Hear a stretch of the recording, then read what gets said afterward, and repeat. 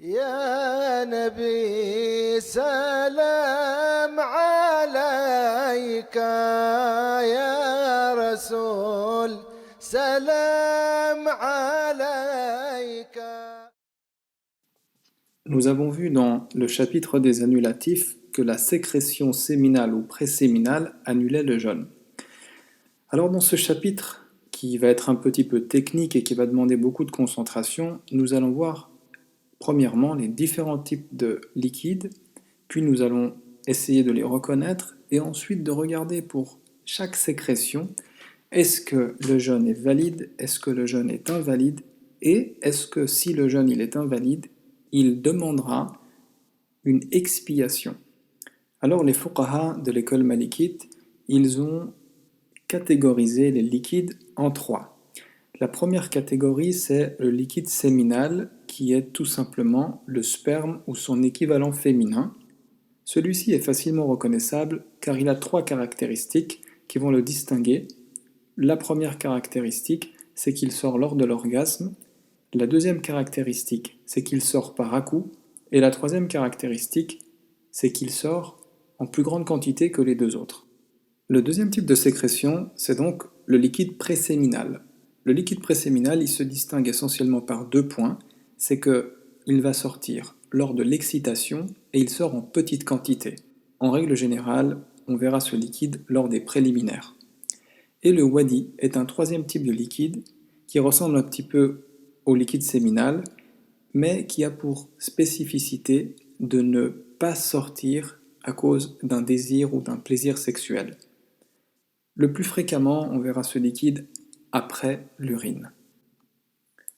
Concernant le wadi, eh bien, s'il y a sécrétion de wadi, cela n'annulera jamais le jeûne, et donc le jeûne reste valide, il n'y a rien à faire. Passons maintenant au liquide préséminal. Le préséminal, s'il sort de manière accidentelle, eh bien, le jeûne reste valide, il n'y a rien à faire de plus.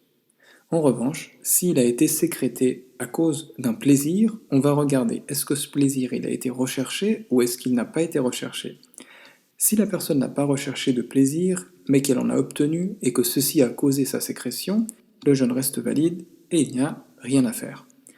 En revanche, si le plaisir a été recherché, soit par le toucher, soit par la pensée, ou bien par le regard, alors le jeûne est invalide et la personne devra rattraper son jeûne ultérieurement. Passons maintenant à la dernière catégorie, la sécrétion du liquide séminal.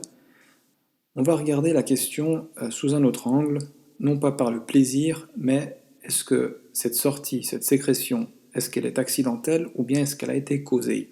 Donc, comme pour le liquide préséminal, si elle est sortie de manière accidentelle, eh bien, il n'y a rien à faire, le jeûne reste valide et la personne continue à jeûner.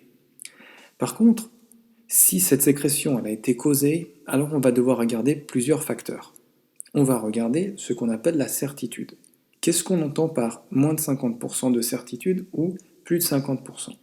Eh bien, en règle générale, on va regarder si dans les cas qui vont suivre, on a la certitude qu'on ne va jamais éjaculer, et cette certitude, elle peut se transformer quelque peu en doute, tant que ce doute reste inférieur à 50%.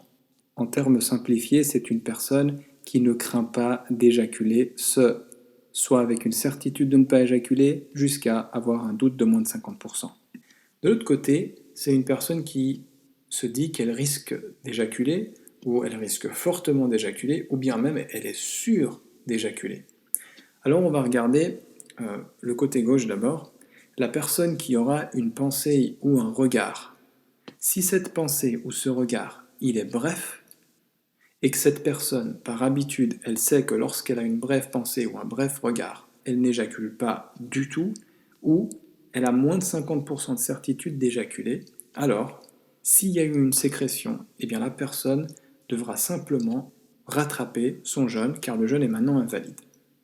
Par contre, si la personne a eu une pensée ou un regard, ce de manière prolongée, avec cette certitude de ne pas éjaculer, jusqu'à moins de 50% de certitude de ne pas éjaculer, mais qu'elle éjacule quand même, eh bien non seulement elle devra rattraper son jeûne puisqu'il est invalide, et comme vous le voyez avec le petit badge rouge, elle devra l'expiation. Maintenant, si, toujours avec cette certitude de moins de 50% d'éjaculer, la personne a éjaculé à cause du toucher. On comprendra par le toucher, tout toucher physique, préliminaire, bisous et ainsi de suite. Alors la personne verra son jeûne annulé si elle a éjaculé et également elle devra faire l'expiation.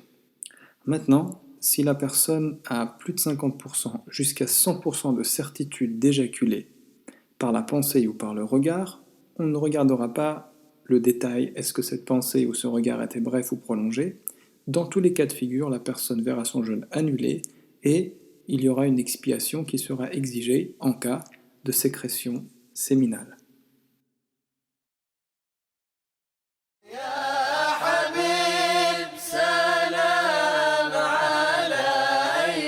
يا رسول الله